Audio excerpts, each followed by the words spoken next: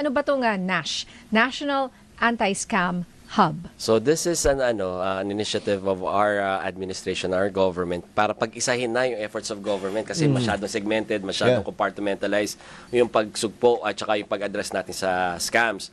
So under this initiative, sama-sama na ho kami ni PAOK, ni Cyber Transnational Crimes, the Center for Transnational Crime. Kasi kaya alam natin talaga ang pinaka-challenge natin, borderless ang cybercrime eh. Yeah. So si CICC, si DTI, si NTC, si PNP, si NBI, even si Bangko Sentral of the Pilipinas is part of this initiative sa NASH. So even yung mga financial transactions, makahabol na natin kung if it's in accordance with yung sa tinatawag natin na AFASA law natin. Kumbaga, sir, hindi na kasi, di ba, usually pag na-scam, minsan sabi, hindi alam ko lalapit sa NBI, sa anti-cybercrime. Ngayon, may isa na lang. Iisa na lang. Pag-iisahin na natin yung efforts natin. Tapos lahat kami, nasa isang kwarto lang.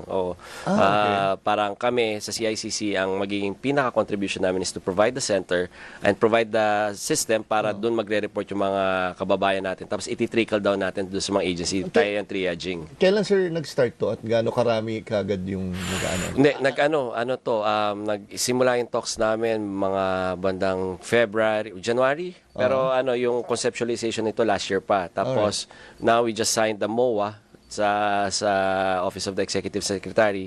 Hopefully by June yung dry run and July, full blast na yung National Anti-Scam Hub natin. Sa ngayon, sir, on the average, gaano karami ang... So sa CICC pa lang kasi, on the average, medyo mababa siya. So if we're at 10,000, 12,000 right now, so you're on average mga 3,000 complaints a month. Pero marami na rin yun. Mostly, financial... Financial, minsan yung mga nababash, tapos pumasok din minsan yung mga... Kasi kada panahon, iba-iba yung mga scams eh. So, right now, ang pinaka-prevalent ngayon, yung mga vacation scams, yung mga online lending scams, at saka yung mga, yung mga shopping scam. Yung trabaho, di ba? Yung aloking ka ng Hanggang trabaho, ngayon, partner. nakakatanggap ako sa Viber. Yeah, Kung gusto ko raw kumita ng ganito. Magla-like ka fast. lang daw, di ba? Oo, tapos Magla-like ka lang. may link. And then may picture ng babae na akala mo, di ba? Yeah, oo. Malay mo yung picture na yun ay kinuha lang sa kung saan. Buti na lang, hindi ganon, hindi maakit si Jack sa mga ganon mga Oo, pictures naku, kaagad. baka Hindi nga, wala hindi sa akin yan, wala wala sa yan. akin. Yung pala kinlik. Ang dami. Wala sa akin, Ilang hindi ko beses na pinapansin po yan. na-scam. Pero Hindi ako hindi. nasisilaw sa ganyan. So, sige nga po, ano ba yung mga red flags para hindi tayo ma-scam? So, marami naman red flags yan. Unang-una, pag nakakatanggap, parati ito pa rin ang nagiging problema natin hanggang hindi natin nasa sunset or talaga natatanggal yung 2G and 3G technology natin, is yung mga tech scams natin. Ang pinaka-red flag dyan, pag may hyperlink, bawal na kasi talaga yan. Sinabi na ng ating National Telecommunications Commission sa panguna ni Comella Lopez, bawal na. Pag may link yan, scam na kagad dyan. Second, pag may pressure. Sasabihin, itong discount na to ngayong araw lang na to, or itong booking mo ngayong araw lang na to, or makiklaim mo lang yung reward mo ngayong araw na to. So may pressure talaga. Tapos, May be points din, sinasabi yan, di ba? may mga maraming kasi identified na kasi ngayon nagagamit na rin yung AI to identify tsaka to profile us eh. So alam nila saan tayo vulnerable na scams, kung vulnerable ka sa love scams, sa commercial scams, do sa mga budol scams na mga discounts. So napipinpoint Hindi na nilang i-AI, kunyari. Jack Batallones, ganyan. love scam. Love. Bilis ng sagot niya. talaga eh. Sa akin yun. Nalala mo dati, pinagdebate yan natin, may nag-text sa akin, tapos sinagot ko ng who's this, sabi ni partner, pa-who's this, who's this. Sabi ko nga. Malay mo kilala ko. Sige na Malay mo nga. kilala ko. Okay. Who's Pero this? I know that you're in a happy, healthy, loving relationship. Di ba, partner? Kaya, niloloko lang namin si Jack, ha? Okay. But, hindi. I just want to focus on the time element na Yes. sinasabi Yeah. nyo. Pag nagmamadali, kailangan bayaran mo na ngayon. Ngayon na. Or else forfeited. Or else, Scam yan. Scam yan talaga kasi there's a pressure that's involved kasi nga kailangan mong kailangan mong magbayad kaagad kasi nakita namin yung mga ginagamit na rin ng payment systems, QR coded lang. May time lang din yan eh. Kanina ba nagbigay sa'yo ng QR code? good for 3 minutes lang din yan eh. So, alam namin, pag nakuli namin yung mga nakapag-report sa amin, matatanggal kagad namin yung mga bank accounts na yan, yung mga GCash accounts na yan. So, nagmamadali rin sila to fully maximize yung mga dummy accounts nila. Kasi according to the FASA law, sasabihin lang sa amin ni magsusumbong lang kami kay BSP, sasabihin niya, bangko, i-disclose mo yung pangalan ng account. Tapos si BSP naman, tatanggalin niya yung account. Same thing goes with yung mga payment wallets natin, GCash, Maya. So, pwede natin pa-hold yung mga transactions na yan. Yeah, like even if Bangko, for example, sa isang Pero papaano kung legitimate naman po yung account, tas na-hijack or something, or binili, or ewan ko, for Yung some galing sa reason, mismong, kunyari, nakuha. doon sa wallet yung account talaga dahil yun yung nag-update sa'yo, pero biglang nasingitan ng ganun. So there are two things. Yung una yung kay Ninya na pag legitimate account nung umpisa pero na hijack. Or binili. Di ba binili ng scammer? Di parang nasa scammer na rin yun. So we're within our mandate para itigil talaga yan to close that account down. Ang sinasabi mo siguro nagiging problema is the attribution. Kasi ang lalabas na may-ari pa rin ng account, yung original na may-ari ng account. Na hindi naman scammer. Oo. So doon nangyayari yun. So, pero yung sa amin, mas importante sa amin, intervention muna para hindi na magamit yung account for scams. Okay. Tapos yung sinasabi mo naman, Jack, na parang andun pa rin, na, tama, prevalent pa rin yung hinahijack yung mga text message threads natin. Eto, panay bangko ko lang to, pero biglang may sumingit na may hyperlink. Yan yung sinasabi natin na problema pa rin natin doon sa IMSI Catcher na hanggat hindi natin na shutdown ang 2G and 3G technology. Ay, andyan yan. Andyan pa rin sila. Pwede po bang is-shut down ang 2G and 3G technology? Kawawa naman po yung mga kababayan natin na nasa scam. Karamihan nga po yung nangangailangan pa eh. Sila talaga yung seniors. Tama. yung mga vulnerable talaga. Kailan po ba? So, right now, parang at the end of the year, if I'm not mistaken, masasara na yung 3G technology and the telcos are asking na by middle of next year hanggang third quarter next year, isara yung 2G technology because and we have to be realistic here na talaga naman kailangan ng investment para isara to. At kailangan nating abisuhan yung mga maapektuhan. Ano yung mga maapektuhan? Yung gumagamit pa rin mga analog na phones sa probinsya. Yung mga kababayan natin nasa laylayan na ganun lang ang kaya. So we have to advise them and then come up with a plan for them to transition into 4G capable smartphones or 4G capable phones. Wait. So pag analog, talagang 2G, 3G. Kasi ako naman, kunyari magulang ka, gusto ko bigyan analog lang yung anak ko eh. So hindi pala mag-work yun hindi na kapag mag-work tinanggal mo yung 2G, 3G technology. Tama.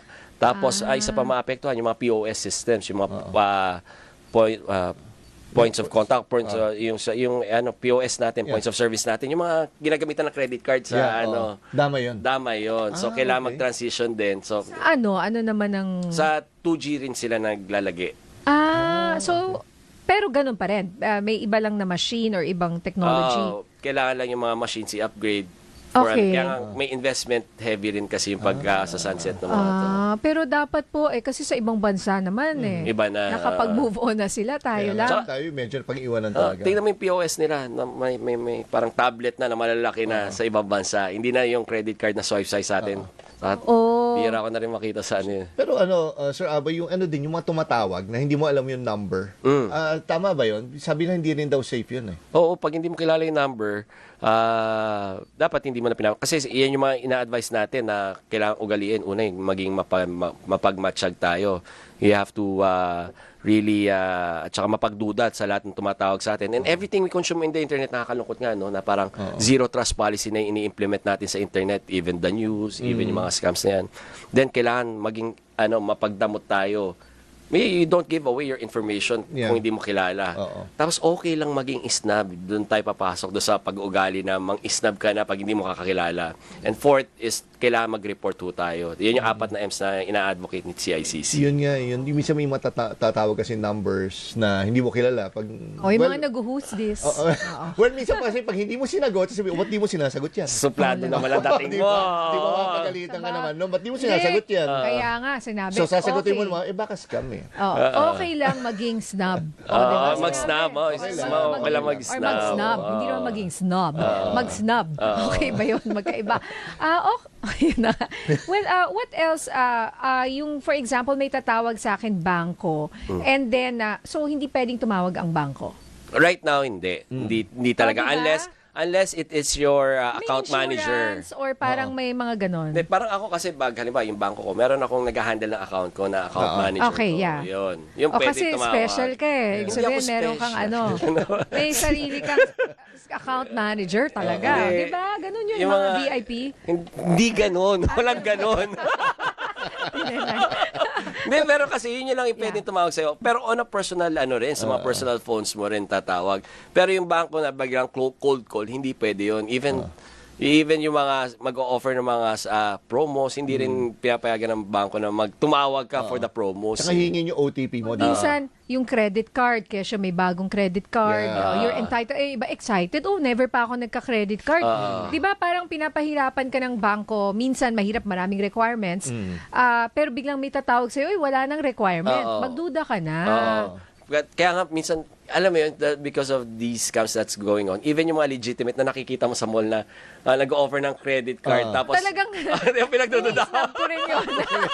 Kulit Kasi ang kapalit, bigay mo lang yung existing credit card mo, kukunin lang namin yung details sa existing credit card mo. Meron ka ng credit card sa amin ulit. Sabi ko, because of your Legitimate training... ba yun? Yung di pa nagdududa tuloy Apparently ako. legitimate kasi nandun sa loob ng mall, di ba? Tsaka okay. legitimate na banking institutions. Pero, because of your training, teka, hindi ko ibibigay yung bank details ko. Even if legitimate yung banko, hindi ko naman kilala yung kausap ko na agent eh. Oo. Kung gusto mo magkapayong,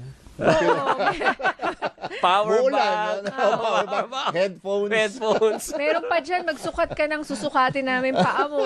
May 50,000, di ba? Masyado. ganon. Mamaya yung pabango. Sa akin, scam lahat yun. Hindi naman pusa. Hindi naman pag-isuplada. Ay, naman. Magduda na kayo. Trust issues. Kasi mamaya, papasukatin kayo. Mahal or may pabango, ang mahal. Yep, Tsaka yep. mamaya, may kaldero ka na. Iba yung mga tita ko. Napabili ng mga kaldero. Dati, mga ano po yun eh. Hindi naman scam. Pero ano yun, dapat bawal rin yun. Yeah, pero kasi we're supporting also yung mga MSMEs natin eh, di ba? So these are part of that ecosystem eh. Yung mga startups, yung mga small business enterprises, yung mga mom and pop store, di ba? So ang hirap din na sabihin mo pero ang kailangan i-educate natin yung mga kababayan natin na maging potential victims dito. Sila dapat na may kakayahan mag-discern kung scam ba to or hindi. Yun. Siguro, bago matapos, sir, ano yung tatawagan? Di ba, para sa NASH? Paano sila lapit? So, yun ang maganda sa ating NASH. Hindi nang bago yung number. Yung pa rin ho, ang hotline 1326. So, i-adapt lang ng ating National Scam Hub. Tapos, ito na ang ang CICC na ho, ang tatanggap na yung tawag, magdo-document. Tapos, iti-triage na rin natin. Ibig sabihin, titingnan natin saan dapat natin ibigay na ahensya to. Alright. Kung law enforcement na pakakagad to, or kung if involves transnational crimes, or involves mga financial scams na pwede pa nating ma-recover yung pera kasi because of the AFASA law, pwede pa nating ipahinto yung transaction eh. Halimbawa, na-scam ka, tapos nakapagbayad ka, pwede mo ipahinto doon sa bangko mo, wag mo muna i-send. Or pag na-send na, sasabihin doon sa pinagsendan, bawal mong galawin yan. Diyan lang yan. The possibility na makuha mo ulit yung pera. It's greater now because of the passing of the Anti-Financial Crimes Act natin. Kailan yan Scams Act. na-pass? Last year lang. Kasi may nagsabi nun ako, 90% hindi mo na makukuha, or 99% you won't get it back. Sabi. Para lang, magkaroon tayo ng context. Pwede pa natin makuha yan as long as we act fast. Ibig sabihin nga, Ano yung window time? siguro mga within 12 hours. Or minsan, umaabot pa ng 24 hours. Kasi nga, pwede mong ipa-hold do sa bangko mo mismo para hindi niya na ituloy yung transaction. Or kung natuloy yung transaction, at mahabol mo pa do sa transferred bank, kaya pa nang ipa-hold do sa transferred bank yun. Ayan, kasi para naman yung ating mga kababayan, baka may pinagdaraanan na scam kayo, na mo problema, hindi nyo alam paano nyo maibalik ang pwede naman po Pwede pala. naman, Basta mabilis. Ano po yung number ulit? Hotline 1326 ho natin. So, yan ho. Diyan ang i-adapt natin sa ating National Anti-Scam Hub. So, hopefully po, magkaroon na tayo. Kasi ang nagiging problema, nahihiya pa rin yung mga kababayan natin mag-report. Nahihiya sila. Tapos, May pinagdududahan victim shaming. nila. Pinagdududahan nila kung may mangyari pa. At saka, matalino yung mga scammers eh. The amount is so insignificant na hassle pa pag pinursu mo pa yung Yung case. yung case di ba? Mahassle ka pa. Kami naman, gusto namin pabilisin at saka paggaanin yung user experience ng mga kababayan natin na hindi mag-report ka lang na mag-report. Kami na bahala dito. Documentation, kami na bahala. 24/7. 24/7 to. And hopefully, malapit na matapos ang ating action center dito sa may EDSA. So, pwede na pumunta yung mga kababayan natin doon. Wow, baka ang haba ng pila dyan sa Action Center ng DICT or CICC, ano? Okay, 1326, yan po ang hotline ng National Anti-Scam Hub or NASH. Yep. Maraming salamat, Yusek Aboy. Maraming salamat din po sa pag-imbita sa akin. Thank you po. Salamat. May tatanong pa ako sa inyo, ma'am. May heart. May heart. Ano yung heart? Bakit? Ganun nga. Oo nga. Yan ang bago ngayong, ay, pati yung t-shirt niya. Bagets na bagets. Yusek Aboy, heart eh. Bagets na bagets si sir.